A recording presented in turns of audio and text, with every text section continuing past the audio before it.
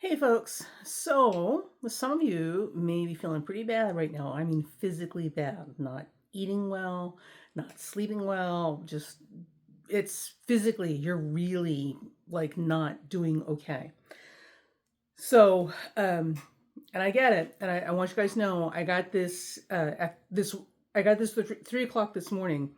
And you can call it intuition, you can call it inspiration, you can call it clairvoyance, you can call it spirit channel, you can call it whatever you want. It's the same faculties that you guys have access to. But whatever it was, whatever you want to call it, this was given to me at 3 o'clock in the morning, and I'm supposed to give it to you guys or share it with you guys too. So here's what I want you guys to remember, because our work is not done, right? In order to dispel the darkness, you've got to turn the light on. So with that said, the first thing is that we need to be okay. We need to clean the vessel, right? Because you can't get light through a dirty window. Okay, I mean you can, but it's not really effective. So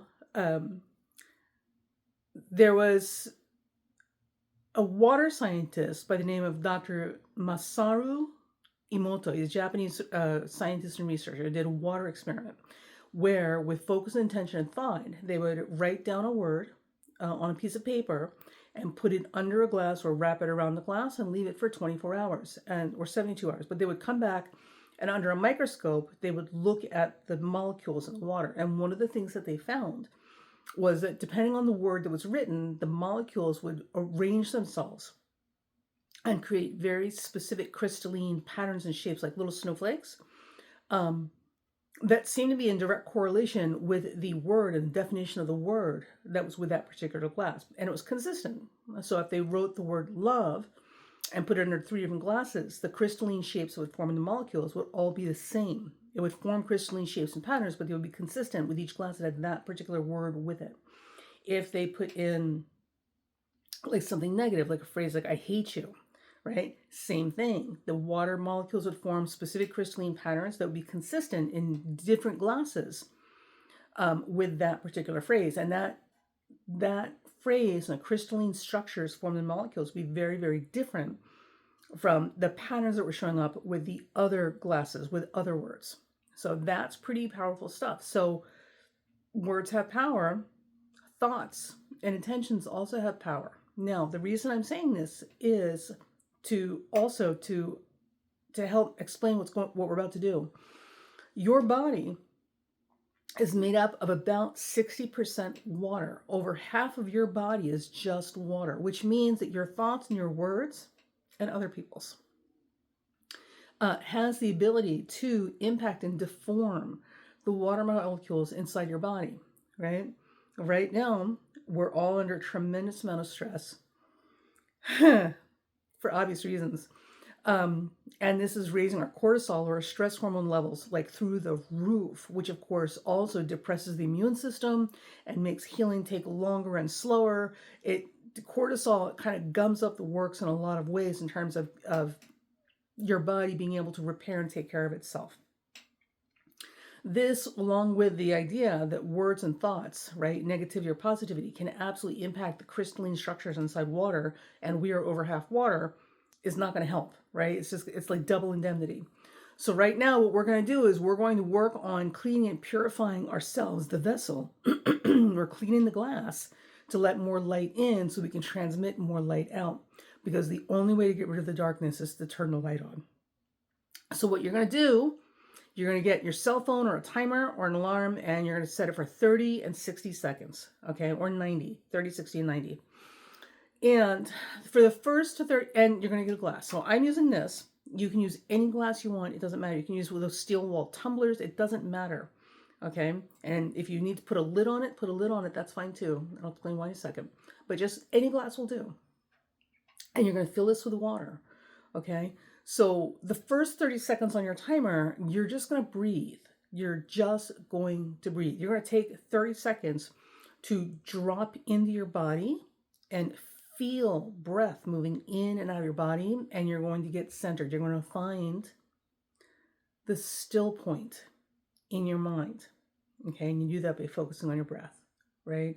We have to find the still point so we make everything else work. Otherwise, it's like a squirrel circus in our head and we can't get anything accomplished. And you can do 30 seconds. That's super easy.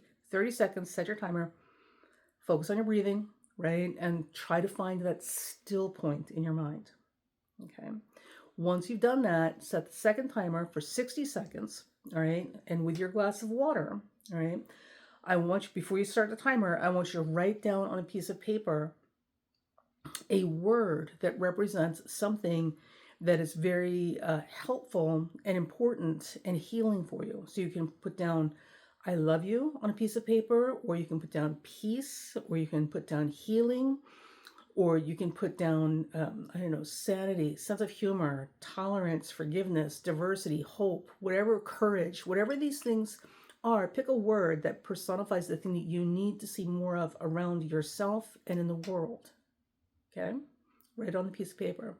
Then what I want you to do is either take the piece of paper and tape it to your glass or put it underneath the glass. Either is fine, because remember, we don't need to see through the glass because we are focusing and transmitting energy. Energy does not need like transparent walls to get through. Energy travels through everything, just like ghosts.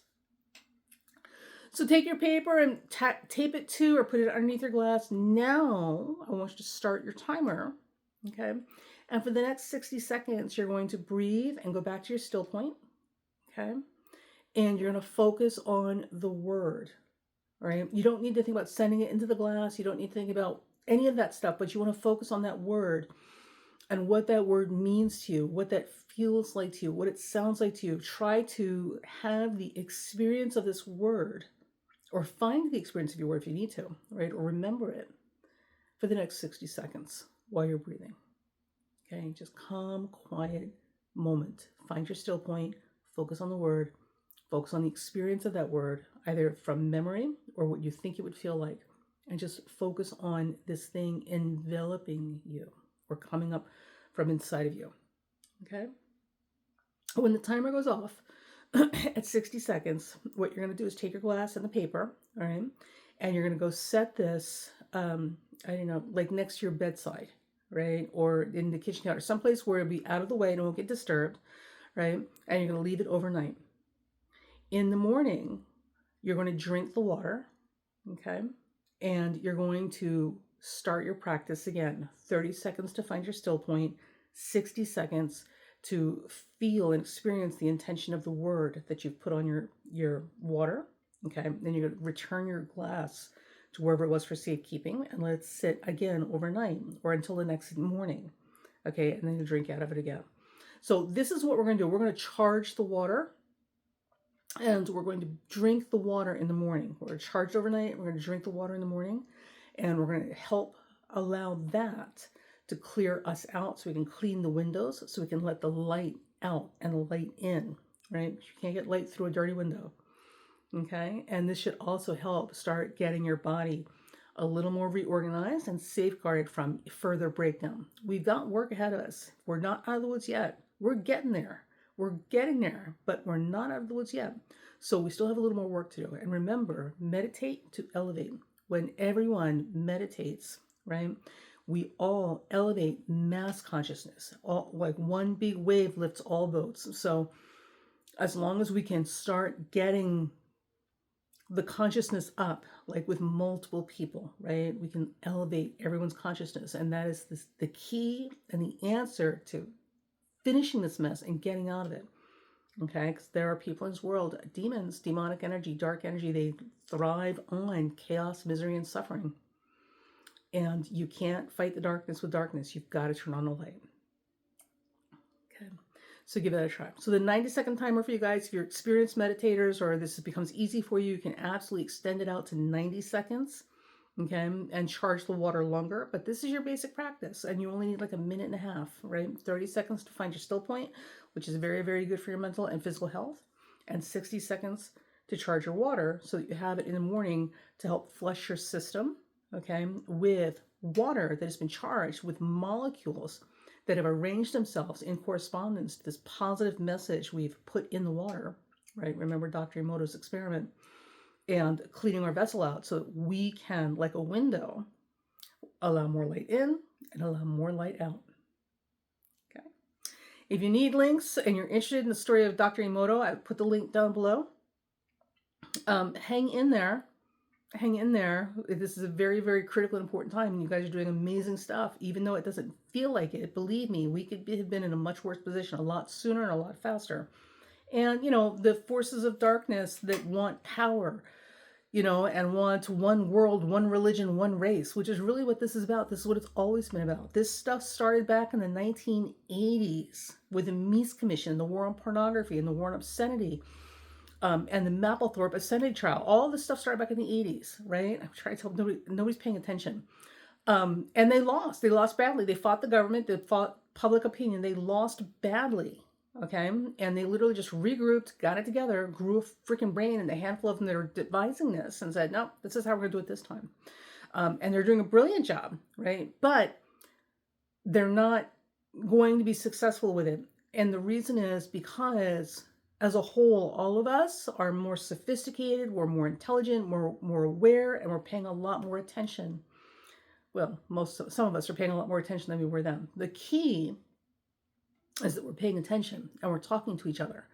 And that is one of the other ways, not only with the elevation of consciousness, of mass consciousness, but paying attention. That's the other way that we fight back the forces of darkness to let the light in so that the darkness doesn't consume us. Okay?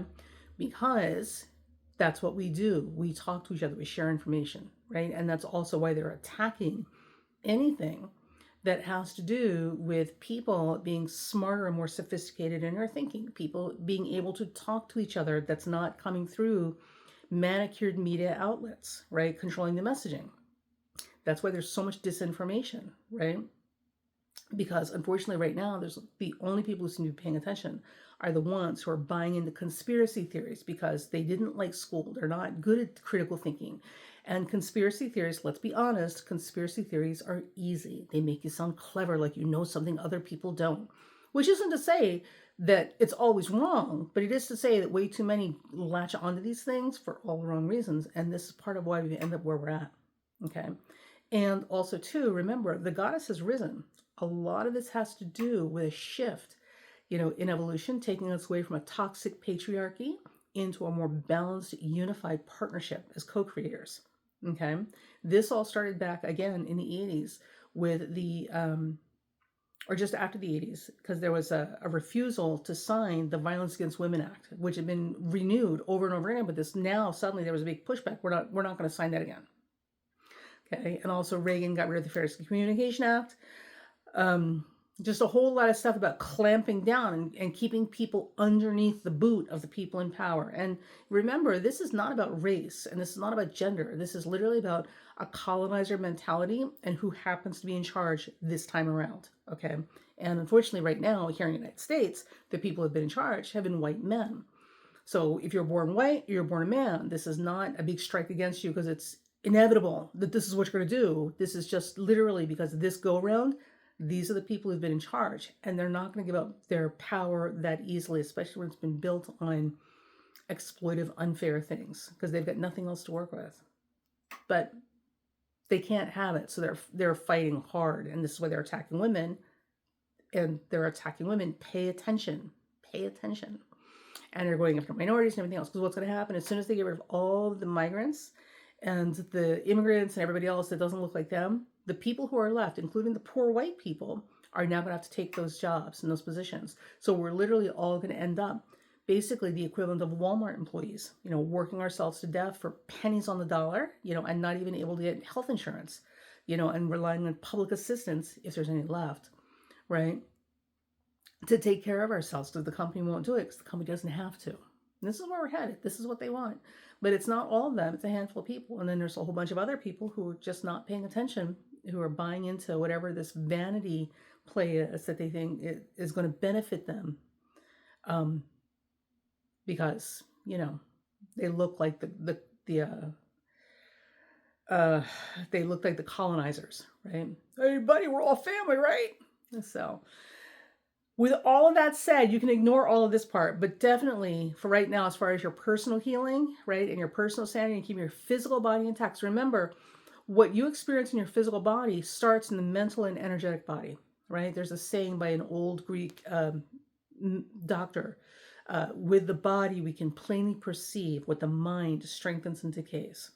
Okay, so even in hypnosis, there have been documented cases where they've used hypnosis and people have spontaneously like gone into remission, or like physical diseases and ailments have just spontaneously disappeared.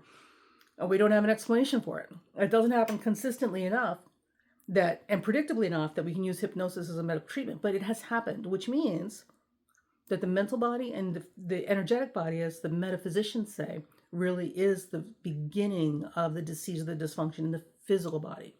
So let's clear the vessel, wash the window so the light can get in and the light can get out.